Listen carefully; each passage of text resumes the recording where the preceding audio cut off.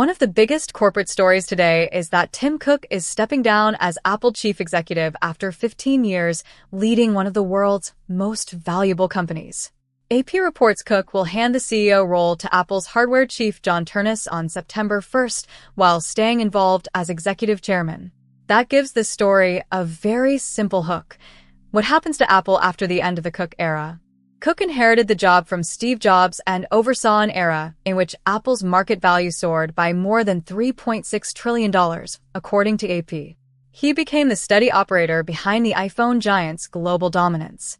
So when someone with that kind of record announces a successor, investors and customers both want to know whether the next phase will feel stable or risky.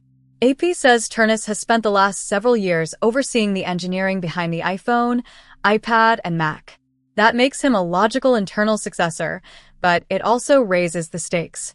Running hardware is different from running Apple as a whole, especially at a moment when the company is under pressure to prove it still has the vision to lead the next wave of consumer technology.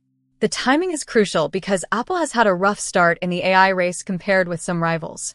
AP notes that the industry is facing its biggest upheaval since the original iPhone era, and Apple has already stumbled on some promised AI features.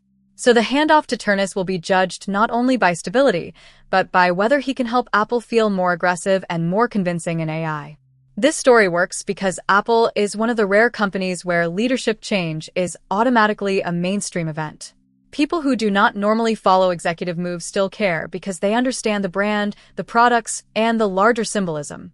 When Tim Cook leaves the CEO role, it feels like a real era ending. That is why this topic is so strong. It has shock value, a giant brand, and a built-in next chapter. The next thing to watch is how Wall Street reacts, how Ternus defines himself early, and whether Apple can make this transition feel like momentum instead of vulnerability.